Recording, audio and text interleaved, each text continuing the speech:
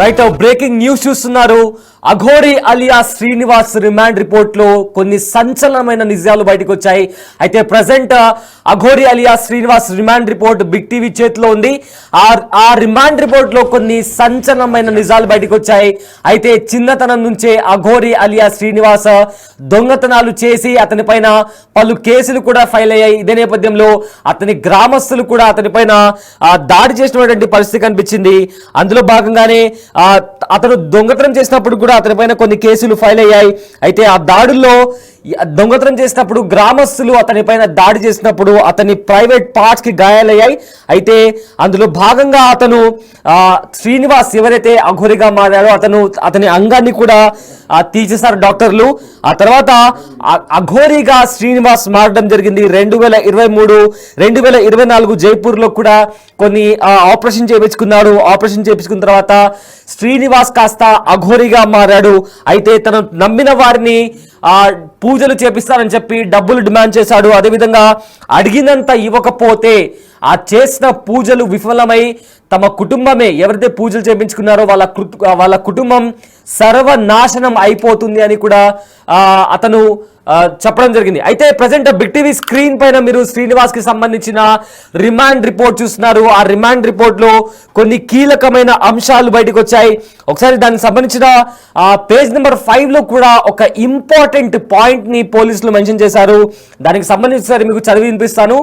The investigation revealed that the accused Srinivas Shiva Vishnu Brahma Alluri alias Aghori Mata was originally male and was named Srinivas at birth.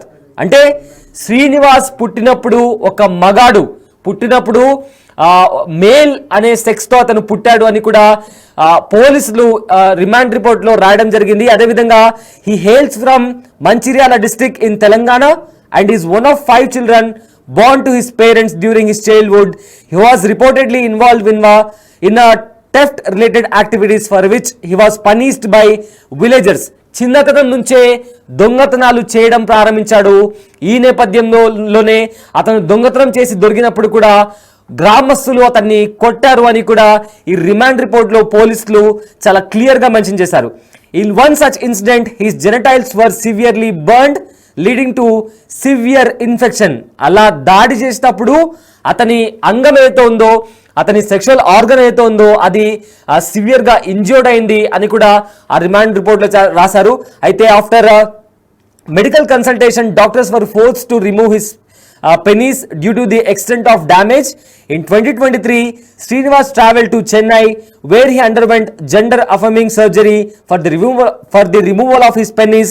The following year in 2024, he underwent a second surgery in Indore for the removal of his testicles and began hormone therapy to develop feminine physical features including breast development with the aim of achieving a complete feminine update. Shravani, ఇప్పటికే మన దగ్గర big TV చేతిలో అఘోరికి సంబంధించిన remand report వచ్చింది. So ఈ అంశానికి సంబంధించి ఉన్న మరిన్ని డీటెయిల్స్ ఏంటి? ఎస్ సయ్యద్, మనం చూసుకున్నట్టయితే ఇప్పటి వరకు కూడా అఘోరి రిమాండ్లో ఉండడం వరకు అయితే మనకి తెలుసు. ఇవాళ మనకి రిమాండ్ రిపోర్ట్ అనేది బయటికి రావడం జరిగింది. రిమాండ్ రిపోర్ట్లో వాళ్ళు మెన్షన్ చేసింది ఏంటంటే స్టార్టింగ్ నుంచి కూడా అసలు ఈ అఘోరి అనే వ్యక్తి ఎవరు, అసలు ఈయన నేటివ్ ప్లేస్ ఎక్కడ, ఇతడు ఎక్కడి నుంచి వచ్చాడు, అసలు అఘోరిగా నిజంగానే తను 14 సంవత్సరాల నుంచి కూడా ధ్యానాలు చేస్తూ అఘోరిగా మారాడా, లేకపోతే దీని వెనకాల ఇంకేమైనా ఇతర కారణాలు ఉన్నాయా అన్న విషయాలన్నింటినీ కూడా ఇన్వెస్టిగేషన్ చేసిన తర్వాత మనకి రిమాండ్ రిపోర్ట్లో మెన్షన్ చేసింది ఏంటి అంటే శ్రీనివాస్ అంటే అఘోరిగా మారిన శ్రీనివాస్ ఎవరైతే ఉన్నారో అతను పుట్టడం కూడా మగవాడిగానే పుట్టడం జరిగింది. దాని తర్వాత అతను ఇంట్లో 5 పిల్లలలో ఇతను ఒకడు కావడం, మగపిల్లాడిగా పుట్టడం అనేది అయితే జరిగిందని చెప్పేసి కూడా క్లియర్గా చెప్తున్నారు. అంటే ఇతను చిన్నప్పటి నుంచి కూడా కొన్ని దొంగతనాలకి, కొన్ని వ్యసనాలకు అలవాటు పడిన శ్రీనివాస్ ఒకరోజు ఇలానే దొంగతనాలు చేస్తూ అక్కడ ఉన్నటువంటి గ్రామస్తులకు దొరికిపోవడం వల్ల అతన్ని కొట్టడం జరిగింది. ఆ కొట్టే ప్రయత్నంలోనే తన ప్రైవేట్ పార్ట్స్కి కూడా దెబ్బ తగలడం జరిగింది. అది కాస్త అది ఇన్ఫెక్షన్గా మారింది. సో 2023లో అతను చెన్నైకి వెళ్ళి తన ప్రైవేట్ పార్ట్స్కి ట్రీట్మెంట్ చేయించుకుని తీసుకున్న సందర్భంగా అతడికైతే మెడికేషన్ ఇవ్వడం జరిగింది. ఆ మెడికేషన్ వాడినప్పటికీ కూడా అతడికి ప్రైవేట్ పార్ట్స్ అనేది క్లియర్ అవ్వకపోవడం వల్ల 2024 ఇండోర్లో అయితే అతడు వెళ్ళి కంప్లీట్గా తన ప్రైవేట్ పార్ట్స్ని రిమూవ్ చేయించుకోవడం జరిగింది. దాని తరువాత అతడు తనకి సోర్స్ ఆఫ్ ఇన్కమ్ కావాలి కాబట్టి అతను అఘోరీగా ఎలా అయితే ఈ మన హిందూ సాంప్రదాయాలలో మనం భావాలకి కానీ ఇటు దేవుళ్ళన్నా కూడా మనం ఎంత రెస్పెక్ట్ ఇస్తామన్న విషయం తెలిసిందే. దాన్ని అతను క్యాష్గా చేసుకోవాలన్న ఒక ఉద్దేశంతో తను అఘోరీగా మారాలని నిర్ణయించుకున్నాడు.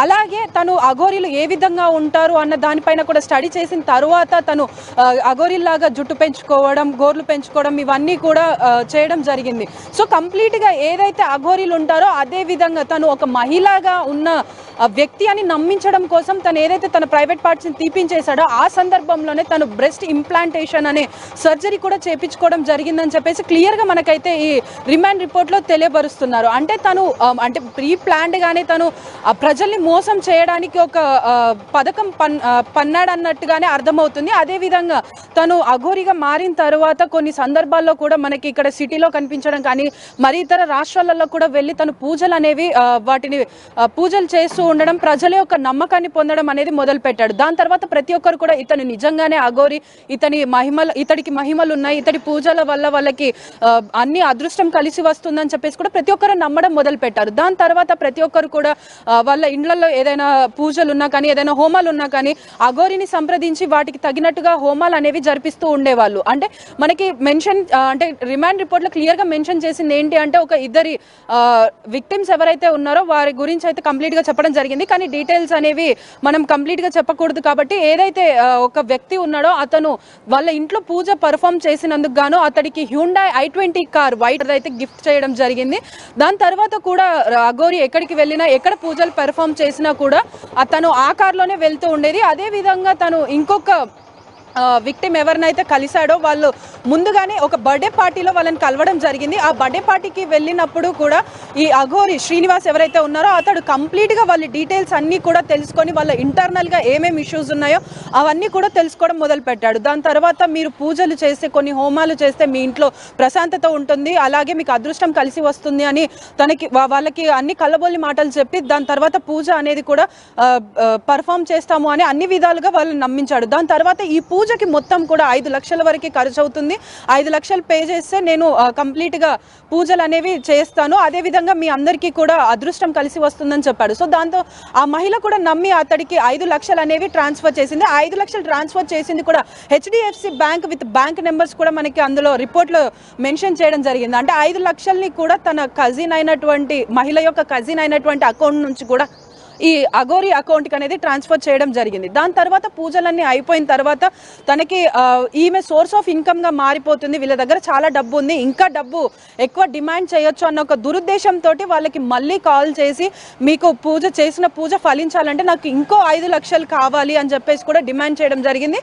దాంతో వాళ్ళు ఇంకో 5 లక్షలు కూడా ఇవ్వడం జరిగింది. సో కంప్లీట్గా టోటల్గా 10 లక్షలు అయితే వారి నుంచి తీసుకున్న తర్వాత తనకి మళ్ళీ ఇంకోసారి డబ్బులు అవసరం వచ్చి మళ్ళీ కూడా వాళ్ళని అడగగా వాళ్ళు మేము ఇవ్వము అని చెప్పేసి కరాఖండిగా చెప్పేశారు. దాని తర్వాత వీళ్ళు అఘోరి ఎవరైతే శ్రీనివాస్ ఉన్నాడో అలియాస్ శ్రీనివాస్ అతను రెగ్యులర్గా వాళ్ళకి కాల్స్ చేయడం కూడా చేశాడు. అదేవిధంగా కాల్స్లలో అసభ్యంగా మాట్లాడడం, మీ కంప్లీట్ మీ ఫ్యామిలీ అంతా కూడా నాశనం అయిపోతుంది, నేను చేసిన పూజలు కూడా ఫలించవు, అదేవిధంగా నాకు దుష్ట పూజలు చేసే అంత కూడా ఉంది, నేను ఆ పూజలు కూడా చేసి మీరు అందరు నాశనం అయిపోయే విధంగా కూడా నేను చేస్తాను అని చెప్పేసి ఫోన్లలో బెదిరించడం, అదేవిధంగా నా దగ్గర కత్తులు గన్నులు కూడా ఉన్నాయి, వీటితో మిమ్మల్ని చంపేస్తాము అని కూడా బెదిరించడం జరిగింది.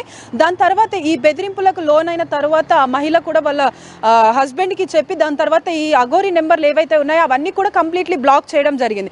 ఆ బ్లాక్ చేసిన తర్వాత కూడా ఇంకా వేరే నెంబర్ల నుంచి కూడా కొత్త నెంబర్ల నుంచి కూడా ఆ మహిళకి కాల్ చేసి వాళ్ళు ప్రతిసారి కూడా మాకు డబ్బులు కావాలని డిమాండ్ చేయడం, ఒకవేళ డబ్బులు ఇవ్వను అని చెప్పేసి కరాఖండిగా చెప్పిన సమయంలో అయితే మేము చంపేస్తాము, మీ ఫ్యామిలీని మిమ్మల్ని కూడా ప్రతి ఒక్కరిని చంపేస్తాము, గన్నులు కత్తులు అన్నీ ఉన్నాయి మా దగ్గర, వీటితో చంపేస్తాము, లేకపోతే ఏదైతే నాకు దుష్ట పూజలు వస్తాయి చేతబడి చేస్తాను అనుకుంటూ కూడా ఇవన్నిటి కూడా మీ ఫ్యామిలీ పైన పర్ఫామ్ చేసి ఇవన్నీ కూడా మేము జరిపిస్తాము అని చెప్పేసి బెదిరించడం మొదలు పెట్టారు. సో ఈ బెదిరింపులు అన్నిటికి కూడా వాళ్ళు తట్టుకోలేక దాని తర్వాత వీళ్ళు ఏదైతే 10 లక్షలు ఇచ్చిన తర్వాత పోలీసులను అయితే ఆశ్రయించడం జరిగింది. సో పోలీసులు కూడా దానికి తగ్గట్టుగా అతన్ని ఎంక్వైరీ చేయడం జరుగుతుంది. సో సెకండ్ టైం కూడా అతను ఏదైతే పోలీసుల రిమాండ్లో 14 రోజులు ఉన్న తర్వాత కూడా సెకండ్ టైం కూడా ఇప్పుడు మే 2వ తారీఖు నుంచి కూడా 15వ తారీఖు వరకు సెకండ్ రిమాండ్లో కూడా ఉంటున్నారు. కోర్టును ఎక్స్టెన్షన్ అయితే అడిగారు. ఎందుకు అంటే ఇప్పుడు ప్రస్తుతం 2 విక్టిమ్స్ మాత్రమే బయటకు వచ్చారు. మరి ఇంకా ఎంతమంది విక్టిమ్స్ ఉన్నారో అతడికి నిజంగానే దుష్ట శక్తులు ఉన్నాయి, అతడికి అన్ని శక్తులు ఉన్నాయి, ఈ పూజల వల్ల మా లైఫ్ కానీ మా ఫ్యామిలీ కానీ రిస్క్లో పడే అవకాశాలు ఉన్నాయి, కాబట్టి మేము అందరం సైలెంట్గా ఉంటాము అనుకొని ఉన్న వాళ్ళు కూడా ఉండే అవకాశం ఉంది. కాబట్టి ఇప్పుడు ఎక్స్ట్రా రిమాండ్ టైం కూడా కోరినట్టుగా తెలుస్తుంది సయ్యద్. అయితే అఘోరికి సంబంధించిన రిమాండ్ రిపోర్ట్ బయటకు వచ్చింది. అందులో సంచలనమైన నిజాలు బయటకు వచ్చాయి. అయితే అఘోరి మాతగా మారే టైంలో అఘోరి శ్రీనివాస్ ఎలా ఉన్నాడు అనే ఫోటో ఒకటి బిగ్ టీవీకి దొరికింది. అయితే ఎక్స్క్లూజివ్గా మీరు బిగ్ టీవీ స్క్రీన్ పైన చూడొచ్చు. అఘోరిగా మారినప్పుడు శ్రీనివాస్ ఎలా ఉన్నాడు అనే ఒక ఫోటో ప్రజెంట్ మీరు బిగ్ టీవీ స్క్రీన్ పైన చూడొచ్చు. అయితే బిగినింగ్ డేస్లో ఈ రకంగా అఘోరి శ్రీనివాస్ ఉండేవాడు. తాను 2023 చెన్నై, దాని తర్వాత జైపూర్లో ట్రీట్మెంట్ చేయించుకున్న తర్వాత అప్పుడప్పుడే అఘోరిగా మారుతున్నప్పుడు ఈ రకంగా అఘోరి అలియా శ్రీనివాస్ ఈ రకంగా కనిపించేవాడు. దానికి సంబంధించిన ఫోటో మీరు బిగ్ టీవీ స్క్రీన్ పైన చూడొచ్చు. అయితే అఘోరి శ్రీనివాస్ గా ఉండి ఊర్లలో దొంగతనం చేసినప్పుడు దొరికిన తర్వాత అక్కడి గ్రామస్తులు అతన్ని కొట్టిన తర్వాత అతని ప్రైవేట్ పార్ట్స్ అనేవి డ్యామేజ్ అయ్యాయి. అలా డ్యామేజ్ అయిన తర్వాత అతను ఊరు విడిచిపెట్టి డాక్టర్స్ చెప్పిన సలహా మేరకు అతను తన ప్రైవేట్ పార్ట్స్ని తీపించుకున్నాడు. ఆ తర్వాత చెన్నైకి వెళ్ళి ట్రీట్మెంట్ చేయించుకొని అతని టెస్టికల్స్ ఇంకా అతని సెక్షువల్ ఆర్గన్స్ ఏవైతే ఉన్నాయో కంప్లీట్గా తీపించుకొని ఒక మహిళ ఎలా కనిపిస్తుందో బ్రెస్ట్ ట్రాన్స్ప్లాంటేషన్ కావచ్చు, ఆ రకంగా తన బాడీని తను కంప్లీట్గా సర్జరీ చేయించుకున్నాడు. ఆ తర్వాత అఘోరిగా మారుతున్నప్పుడు మీరు బిగ్ టీవీ స్క్రీన్ పైన చూడగలిగితే ఎగ్జాక్ట్ గా ఈ రకంగా అఘోరి శ్రీనివాస్ మనకు కనిపిస్తున్నాడు. అయితే అప్పటి అఘోరి శ్రీనివాస్ కి ఇప్పుడు మీరు చూసిన అఘోరి శ్రీనివాస్ కి చాలా తేడా ఉంది. తాను ఎగ్జాక్ట్ గా ఒక పురుషుడి వేషంలో కనిపిస్తున్నాడు. గడ్డం ఉంది, కంప్లీట్ గా ఒక మగాడు ఎలా కనిపిస్తాడు ఎగ్జాక్ట్ గా అదే రకంగా కనిపిస్తున్నాడు. అయితే దాని తర్వాత మెల్లమెల్లగా అతని బాడీ ట్రాన్స్ఫార్మ్ అయింది. ఒక మహిళ ఎలా కనిపిస్తుందో ఆ రకంగా తన బాడీని ట్రాన్స్ఫార్మ్ చేసుకున్నాడు. అయితే తర్వాత ఇప్పుడు చూసినట్లయితే కంప్లీట్ గా ఒక మహిళ లాగా అఘోరి శ్రీనివాస్ కనిపిస్తున్న ఫేస్ కానీ, ఎందుకంటే ఇందుకు ముందు తీసుకుంటే గడ్డం ఉంది అండ్ ఆల్సో ఒక మేల్ పర్సన్ బాడీ, ఒక మస్కులైన్ జెండర్ బాడీ ఎలా ఉంటుందో ఆ రకంగా అఘోరి శ్రీనివాస్ బాడీ కనిపిస్తుంది. అయితే ఇప్పుడు అఘోరి శ్రీనివాస్ చాలా డిఫరెంట్ గా ఒక ఫీమేల్ బాడీ ఎలా ఉంటుందో ఆ రకంగా అతని బాడీ కంప్లీట్ గా